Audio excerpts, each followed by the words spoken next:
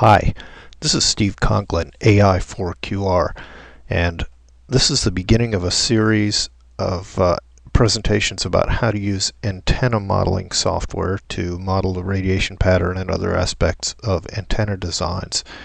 The software I'm going to be demonstrating is called XNEC2C. It's based on a really old program called NEC2, and it has a graphical display element to it. Now, the first presentation here is just going to kind of show the rough capabilities of the application. We're not going to get into the data file formats or any of the technical aspects of it. We'll get to those in later episodes. Now, I've put all the example files in a Git repository that you can use and go ahead and fetch that, and it's in GitHub. And to fetch that, you would fetch this repository. Now, I already have it here, but if you need the Git client, you can install that as well. And if you need XNEC2C, you'll have to install that as well. It's packaged for most Linux distributions, even though this is Ubuntu that we're demonstrating on here. So here are the various, don't worry about all these. This whole thing started when I started modeling some antenna options for my house, and I'll get to those later because I learned some very interesting things. The simplest antenna basic model that we'll start with here is called a dipole. It's just a wire that has the signal fed into the center of the dipole, and to display that, we can provide the name of the input file here on the command line, and we're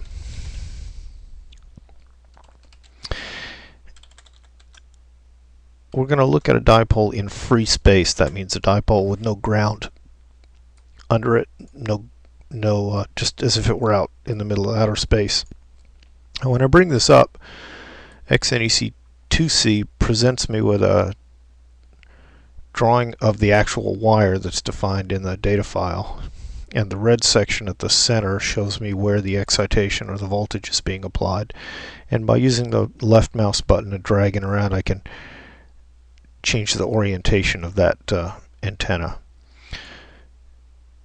If we want to view the amount of current in the wire at the excitation frequency, which in this case is 14 megahertz, we're not going to get into frequency and ham bands or anything right at the moment, but you can view the distribution of currents along the antenna element, and you can view the charge.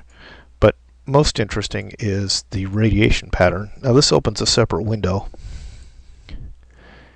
and we can view the gain pattern for this. Now, the gain for a dipole is a donut or a toroid shape that radiates equally in all directions perpendicular to the wire.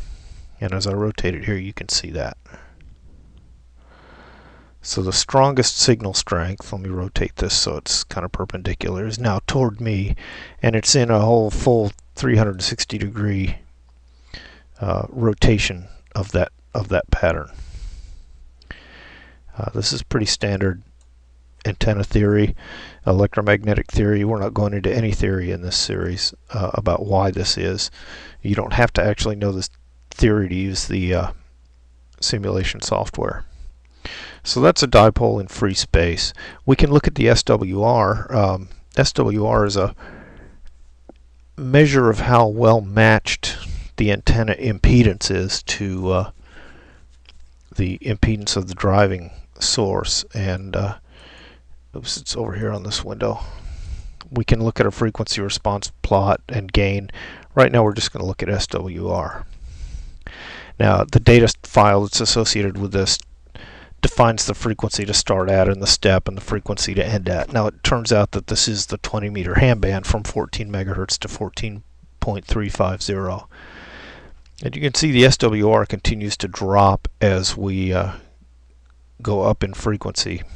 We want a low SWR, and so this antenna actually would have a lower SWR at a higher frequency. So it's not quite exactly designed correctly for this situation. And we'll look at that again in a minute. Now let's open the same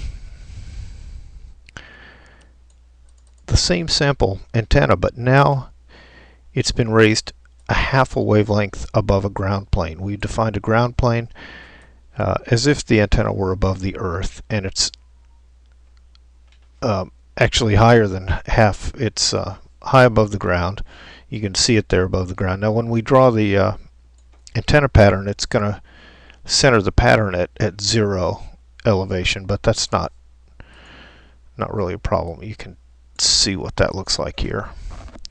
Now notice the pattern, due to reflections from the ground, is completely different. It's no longer a toroid, but with the interference of the waves that bounce off the ground, we now have a pattern. It's still perpendicular to the axis of the wire,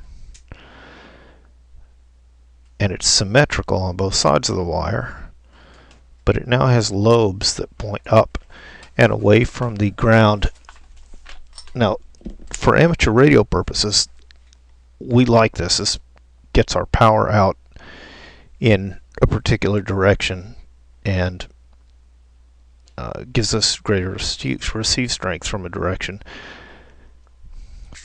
The angle may not be optimal, and the fact that it points in two directions may not be optimal, but this is what a typical dipole pattern will look like if you put it above the ground.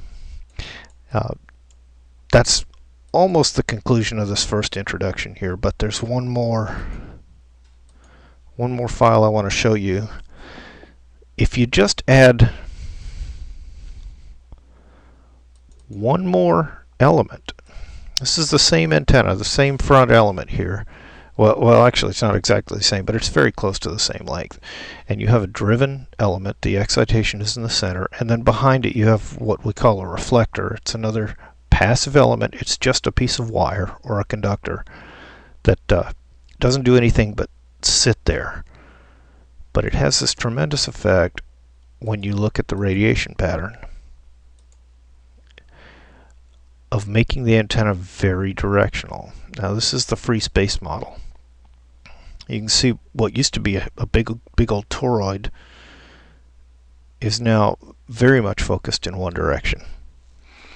So one last thing before we quit, let's put that over a ground plane and we'll see how that looks. Same thing, you can see it's been raised up. We will look at the radiation pattern.